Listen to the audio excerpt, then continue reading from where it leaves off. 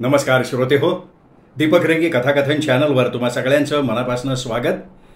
श्रोते हो, आज तुम्ही ऐकणार आहात विजय कापडी सरांच्या बेंड बाजा या कथासंग्रहातली कथा. पण तत्पूर्वी एक नम्र विनंती, तुम्ही जर चॅनल अजूनपर्यंत सबस्क्राईब केलेलं नसेल तर प्लीज चॅनल सबस्क्राईब करा. सबस्क्राईबच्या बटनाशेजारी जे घंटीचं चिन्ह आहे बेल आयकॉन तेही प्रेस करा आणि येणाऱ्या पर्यायातनं ऑल हा पर्याय निवडा. म्हणजे मी चॅनलवर कुठलीही कथा किंवा कादंबरीचा भाग अपलोड केला की ताबडतोब त्याचं नोटिफिकेशन सगळ्यात आधी तुम्हाला मिळेल. ऐकूयात विजय कापडी सरांची आजची कथा, करता करविता. पिटू मे महिन्याच्या सुट्टीत आमच्याकडे मुंबईला गोव्याहून एकटाच निघाल्याची बातमी समजताच आम्हा दोघांनाही आनंद झाला. डिंबाशी माझं लग्न होऊन नुकतेच 4-5 महिने झाले होते. त्यात आमच्या नव्या संसारात तिच्या बाजूचा असा सुट्टी घालवण्यासाठी म्हणून आमच्याकडे येणारा पहिलाच पाहुणा तिचा आवडता भाऊ. 5 बहिणींचा एकुलता एक भाऊ, डिंबाच्या पाठीवर बऱ्याच वर्षानंतर झालेला, सगळ्यांचा लाडका, बराचसा लाडवलेला, वयानं अवघा 10-11 वर्षांचा, गोऱ्या पान रंगाचा, भुऱ्या कुरळ्या केसांचा, गोबऱ्या गालांचा, थोड्याशा बसक्या आणि शेंडा वरच्या बाजूनं झुकलेल्या नाकाचा, नजरेत नेहमीच मिश्किल भाव वागवणारा, थोडक्यात अतिशय चुणचुणीत. त्याच्याकडे पाहिलं की वाटतं की याच्या डोक्यात कसलं तरी कारस्थान चाललंय आणि हा आता कोणाची तरी टोपी उडवणार किंवा कोणाची तरी दांडी गुल करणार. तर अशा या पाहुण्याचा स्वागत करण्याचा आम्हा दोघांचाही त्यातल्या त्यात माझा दांडगा उत्साह. त्याला आणायला म्हणून मी बोरीबंदर स्टेशनवर गेलो. बावरायला व्हावं अशी जी काही माझी खास स्थळं आहेत ना, त्यातलं हे एक फलाट नंबर 13-12 वालं बोरीबंदर स्टेशन. गाडी फलाटात शिरून थांबली. पिटू त्या गर्दीत कुठे हरवणार तर नाही ना या विचारानं अस्वस्थ होत मी प्रत्येक डब्यात डोकावत पुढे पुढे सरकायला लागलो आणि एवढ्यात माझ्या कानावर हाक आली, भाऊजी अहो मी इथे आहे. मी वळून बघितलं. माझ्याकडे बघत पिटू हसत होता. त्याच्या शेजारी हमाल उभा होता. त्याच्या डोक्यावर एक बॅग आणि हातात खास गोव्याच्या मानकुरा जातीच्या आंब्याची करंडी. अरे वा, हमाल सुद्धा ठरवून मोकळा. कौतुकानं त्याच्याकडे बघत मी उद्गारलो, मग त्यात काय, नंबर पाहून ठेवला की झालं. पिटूच्या त्या मोकळ्या उद्गाराचं मला कौतुक वाटलं आणि आत कुठेतरी हेवा सुद्धा वाटला.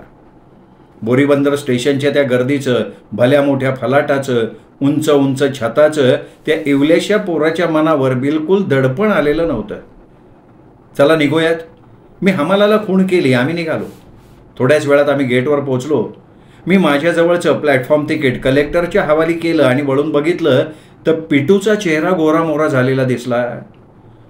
पिटू खिसे शोधत होता आणि नेमक्या त्याच क्षणी तिकीट कलेक्टरची नजर त्याच्यावर पडली.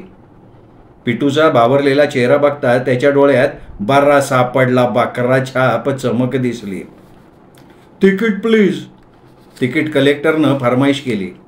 अरे तिकीट दे ना. मी पिटूला बेफिकिरीच्या स्वरात म्हटलं खरं, पण मनात कुठेतरी चर्र झालंच. अरेच्या, गेलं कुठे तिकीट, थांबा देतो हा. असं म्हणत मग पिटूनं पुन्हा एकदा शर्टचे चड्डीचे खिसे तपासले, उलटे केले, पण तिकीट काही सापडलं नाही.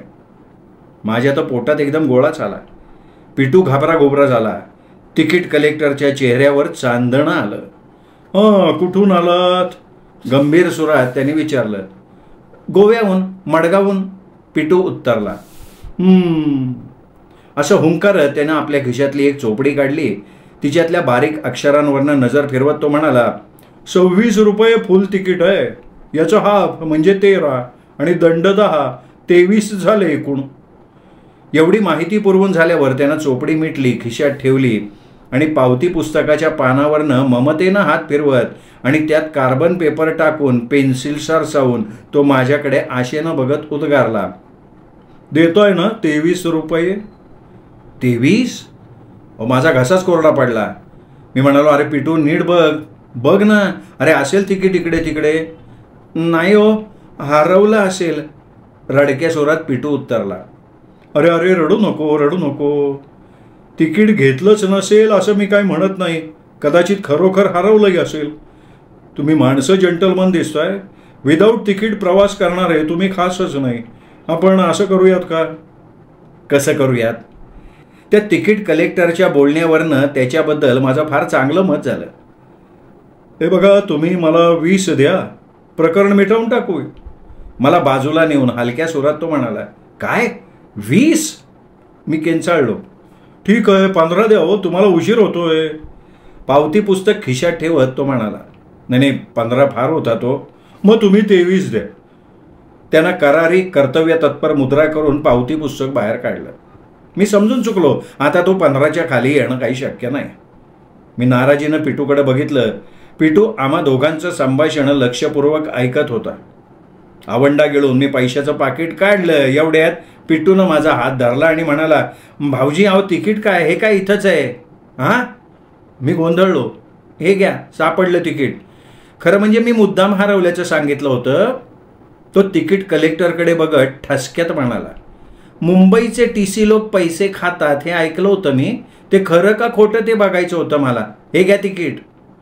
असं म्हणून पिटू एकटा दाण पावलं टाकत निघाला. मी तिकीट कलेक्टरकडे बघितलं. झाल्या प्रकारानं त्याच्या चेहऱ्यात एवढा फरक पडला होता की मी त्याला क्षणभर ओळखूच शकलो नाही. मला मोठं कौतुक वाटलं पिटूचं. 15 रुपये वाचले म्हणून चिकार आनंद सुद्धा झाला. बोरी बंदरून मुलुंडला येताना लोकल गाडीत आजूबाजूला बसलेल्या सगळ्यांना मी ती हकीकत सांगून टाकली. सगळ्यांच्या डोळ्यासमोर ती घटना एखाद्या रविवारच्या इंग्रजी पेपरातल्या कॉमिक्स चित्रमालेसारखी तरळून गेलेली असावी. घरी आल्या डिंबाला मी ही गोष्ट सांगून टाकली. आपल्या धाकट्या भावाची ही शौर्य गाथा माझ्या तोंडून ऐकताना तिचा चेहरा आनंदाने फुलला. राहून माझ्या डोळ्यासमोर तिकीट कलेक्टरचा पडलेला चेहरा येत होता आणि त्या क्षणापुरती माझी मनसोक्त करमणूक होत होती. पण थोड्या दिवसात पिटूच्या दाणक्यानं माझाही चेहरा पाडायची वेळ आली बरं का. निमित्त झालं लॅचकीचं. एका रविवारच्या संध्याकाळी पिटूला घेऊन बागेत जाण्यासाठी मी आणि डिंबा घराबाहेर पडलो.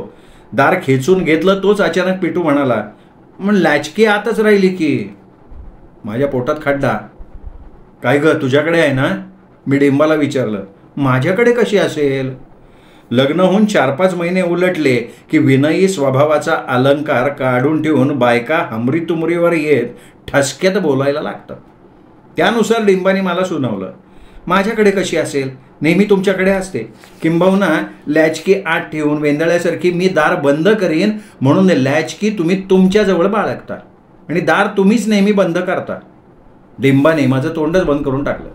बापरे, मग आता काय करायचं? रुमाल पाकिट खिशात टाकताना चावी बरोबर घेतल्याचं तर मला आठवतंय ग. मी खिसे चाचपायला लागलो. कुठलीही गोष्ट शोधताना नको त्या वस्तू हजारदा सापडणं आणि हवी असलेली नेमकी वस्तू मात्र हाताला न लागणं हा अनुभव मला वाटतं पृथ्वी तलावरच्या प्रत्येकाला येत असावा. मलाही तो आला. अगं काय करायचं? पिटून तर काढली नसेल ना? मी वैतागलो की सगळ्यांकडे संशयाने बघतो. माझ्या वैतागाला जणू सभोवतालची मंडळी कारणीभूत आहेत असा माझा पक्का समज असतो. मी नाही काढली, पण आपण आता बागेत जाऊयात ना. आत्ताच काय अडलंय त्या चावीपासून? परत आल्यानंतर बघता येईल की. पिटू उत्तरला, नाही अगोदर चावी मग बाकीचा सगळा. मी इमर्जन्सी डिक्लेअर करून टाकली. पण चाव्या 2 होत्या ना हो. डिंबाशिवाय कोणाचा असणार हा मूर्ख प्रश्न? हो आहेत ना, तशा 2 चाव्या आहेत. मग दुसरी वापरा की. पिटू म्हणाला, दुसरी आत आहे कपाटात. पण मी म्हणते दुसरी कपाटात का ठेवावी? जानव्याला अडकून ठेवायला काय होतं आमच्या नानांसारखं? ना म्हणजे डिंबाचे पितामह, अस्मादिकांचे सासरे, त्यांचं एकमेव वैशिष्ट्य काय तर ते जानव्याला चावी लोंबकळवत ठेवतात. त्यामुळे त्यांची चावी कधी कुठे हरवत नाही. हां, पण घराला कुलूप लावून हे नाना कधी बाहेरगावी गेलेले नाहीत ही आतल्या गोटातली बातमी आहे. मागं जानवं कुठे आहे माझ्या गळ्यात? पण तुमची मुंजे नाही झाली का हो भाऊजी? अरे झाली रे बाबा, पण अंगावरचं बनियन काढताना जानवं पडतं दरवेळेला. ईश्य, जणू काही जगातली इतर माणसं बनियन वापरतच नाहीत. त्यांची नाही जात ती जानवी, तुमचंच कसं जातं? हे बघ, सध्याचा प्रश्न बनियन बरोबर जाणाऱ्या जानव्याचा नाही आहे तर लॅचकीचा आहे. उगं फाटे फोडू नका. मला वाटतं घरात शिरावं लागणार. विचारमग्न झालेला पिटू म्हणाला, अरे दार बंद झालंय ब्लॉकचं बाबा, घरात शिरणार कसं? भिंत फोडून. असं करूयात का? कसं करायचं? मला वाटतंय स्वयंपाकघराची मागची छोटी खिडकी उघडी आहे, शिवाय तिला गजही नाही आहेत. पिट्टू साहेब म्हणाले. अरे पण त्या इवल्याच्या खिडकीत शिरण्या अगोदर तिथपर्यंत पोहोचणार कसं? खालच्या मजल्यावरच्या करकऱ्यांकडनं आपण त्यांचं स्टूल आणि घोडा आणू की मागून? घोडा? अहो घोडा म्हणजे पायऱ्या असलेलं मोठं स्टूल हो. मोठ्या स्टूलाला घोडा म्हणतात हे तुला ठाऊक नाही भाऊजी? आश्चर्यच आहे. आणि मग आम्ही बागेत जायच्या ऐवजी खालच्या मजल्यावरच्या करकऱ्याकडे गेलो. लॅचकी आत राहिल्याचं, दार बंद झाल्याचं ऐकून करकरे म्हणाले, पण घरात कोणी नाही आहे का? नाही हो. हे काय, आम्ही तिघही तुमच्या समोर हजर आहोत. मी आणखीन वैतागलो. मनात म्हणालो, अरे घरात कोणी असतं तर लॅचकी आत राहिल्याचा प्रश्न उभा राहिला नसता. करकऱ्या आता कृपा कर, प्रश्न न विचारता ते स्टूल दे बाबा.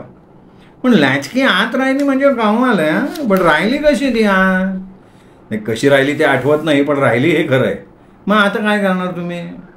तुमच्याजवळ स्टूल आणि घोडा मागणार. घोडा? पायऱ्या असलेलं मोठं स्टूल हो, देणार ना तुम्ही? दिलं. पुढे? तुमच्या स्वयंपाकघराची छोटी खिडकी उघडी आहे. असू दे, पण तिला गज आहेत. आज शिरणं कसं जमेल? तिला गज नाही आहे तो. मी हंबरडा फोडायच्या मार्गावर आलो. तिला गज नाहीत? अजिबात नाहीत. आश्चर्य आहे. अहो आश्चर्य कसलं आले डोंबलाचं? गज नसलेली खिडकी तुम्ही उघडी ठेवता आणि बागेत फिरायला जाता, चोर शिरले तर? जरा स्टूल आणि घोडा द्याल का तुम्ही? मी मुद्द्याला हात घातला. कशाला पाहिजे? करकरे संशयानं बघायला लागले. अहो म्हणजे मोठ्या स्टूलवरून पहिल्या माळ्याच्या मजल्यावर चढतो, तिथे छोटं स्टूल ठेवतो, मग खिडकीतनं हळू आत जातो, मग लॅचकी शोधतो. मी ऑपरेशन लॅचकी करकऱ्यांना थोडक्यात समजावून सांगितलं. असं म्हणताय? देतो हा स्टूल. असं म्हणून करकरे एकदाचे आत गेले. त्यांनी दोन्ही स्टूला आमच्या स्वाधीन केली. ऑपरेशन लॅचकी बेताप्रमाणे मी त्या स्टूलाच्या आधारानं काही मिनिटात स्वतःला त्या छोट्याशा खिडकीतनं आत झोकून दिलं. डोकं आणि हात आत गेले आणि हात ठेवायला नेमकी जागा न सापडल्यामुळे पोटाच्या आधारे मी खिडकीत तरंगायला लागलो. खिडकी बाहेर स्टूलावरून सुटलेले माझे पाय लटपटताना बघून पिटूनं माझा उत्साह वाढवण्यासाठी टाळ्या पिटल्या, ओरडायला लागला, बका बका, आणखीन आत घुसा घुसा घुसात. मग मी आणखीन आत घुसून धबदिशी एखादं गाठोडं पडावं तसा पडलो. समाधानाची गोष्ट एवढीच की माझा तो शारीरिक अधप्पात पाहिला तिथं कोणी नव्हतं. मी धडपडत उभा राहिलो आणि पहिलं पाऊल आत टाकताच आपला डावा पाय लचकलाय हे माझ्या लक्षात आलं. तशाच तैमूर लंगी चालीनं मी बाहेरच्या खोलीत आलो. टेबलाजवळ लॅचकी शोधायला लागलो, पण की काही सापडेना. तेवढ्यात अचानक पुढचं दार उघडलं गेलं. दारात पिंटू आणि डिंबा उभी. मी त्या दोघांकडे डोळे विस्फारून बघत राहिलो. म्हणजे तुम्ही आत कसे आलात? मी भोया उंचावून विचारता झालो. हे असे. दाराबाहेर जाऊन पुन्हा आत येऊन पिटूनं मला प्रात्यक्षिक दिलं. अरे पण दार बंद होतं ना. मग चावी माझ्याकडे होती ना. पिटूनं शांत सुरात उत्तर दिलं. तुझ्याकडे चावी म्हणजे अर्थ काय याचा? घराची लॅचकी आत राहिली, दार बंद झालं तर नेमकं काय करायचं असा प्रश्न पडला होता मला. ताईला सुद्धा त्याचं उत्तर सापडत नव्हतं. शेवटी उत्तर मीच काढलं की घरामागची एखादी खिडकी नेहमी उघडी ठेवायला हवी. पण ताईला ते पटेना. म्हणून मला हे सगळं सिद्ध करून दाखवायला लागलं आणि त्यात तुमची मोलाची मदत झाली. थँक्यू हा भाऊजी. म्हणजे लॅचकी तुझ्याजवळ होती? हो. स्वयंपाकघराची खिडकीसुद्धा मीच उघडी ठेवली. अरे काय चाललाय काय प्रकार? मला वेळ लागायची पाळी आली. अहो, करकरे दारात उभं राहून सांगत होते. मिळाली ना चावी? आता पहिल्या माळ्याच्या सज्ज्यावर ठेवलेलं स्टूल काढण्याची मेहरबानी करा तेवढी. मग मी स्टूल काढायच्या उद्योगाला लागलो. चला आता निघू आपण बागेत. पिट्टू म्हणाला. बागेत? तुम्ही जा पाहिजे तर. अहो रागवताय काय असे? झाल्या प्रकारातली गंमत बघा ना तुम्ही. आयुष्यात कधी खिडकीतून प्रवेश करून घरात शिरला होतात का तुम्ही?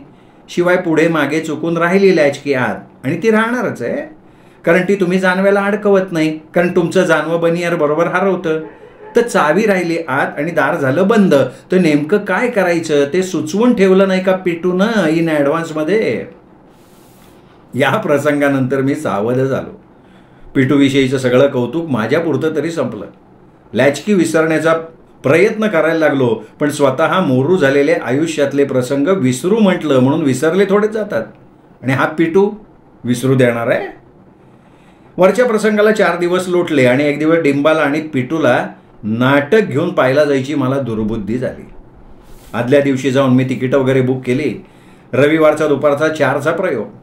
दादरच्या शिवाजी मंदिरमध्ये 4 वाजण्या अगोदर कमीत कमी 5 मिनिटं पोचायचं, म्हणजे आमच्या मुलुंड उपनगरातनं मला 2:15 वाजता लोकल गाडीत बसायला पाहिजे. त्या हिशोबानं फलाटावर येऊन आम्ही दाखल झालो. दरम्यान गाडी फलाटात शिरली. डब्यात पाय ठेवता ठेवता पिटू मला म्हणाला, तिकीटं घेतली ना नाटकाची? मी खिसे चाचपले. डिंबाला विचारलं, अगं तिकीटं तुझ्याकडे आहेत ना? हो, पण मला वाटतं तुमच्या गडबडीत मी टेबलावर विसरले. उतरा, आधी खाली उतरा. असं म्हणून मी गाडी बाहेर उडी मारली. हे बघा, तुम्ही इथे थांबा, मी तिकीटं घेऊन येतो. तुमच्यावर विसंबावा ना ते गाढव माणसाने. असा एखाद्या नाटकातल्या संवादापेक्षाही जळजळीत संवाद म्हणत खलनायकाप्रमाणे एक भुवई कपाळात नेऊन मी डिंबाकडे बघत निघालो. धावत पळत घरी आलो.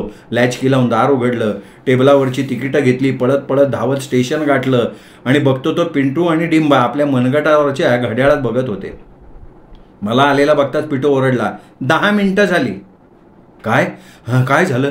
काय झालं काय तुम्हाला ओरडायला? मी धापा टाकत विचारलं. तुम्हाला इथून घरी जायला तिथून स्टेशन गाठायला 10 मिनिटं लागतात, डिंबा ठसक्यात म्हणाली. बरं लागतात मग? तुम्ही परवा आम्हा दोघांना सांगितलं होतं की तुम्हाला 5 मिनिटं लागतात. पिटूनं मागाशी ठरवलं होतं की तुम्हाला नेमकी किती मिनिटं लागतात ते बघायचं म्हणून. अच्छा, म्हणून तू मुद्दाम तिकीटं टेबलावर विसरल्याचं नाटक केलं. मीच सांगितलं ताईला. शिवाय पळण्याचा व्यायाम कधी चांगलाच असतो, नाही का भाऊजी? त्या दोघांना खाऊ का गिळो असं मला झालं. हा गद्दा 1.5 शाणा पिटू माझी फजिती उडवत होता आणि गाडवी डिंबा त्याला साथ देत होती. माझा भयंकर जळफळाट झाला. माझ्या आजवरच्या संथ सुखी आयुष्याच्या सरोवरात हे पिटू नावाचं पोरटं दगड मारून तरंग उठवत होतं आणि डिंबा त्या तरंगांची गंमत बघत होती.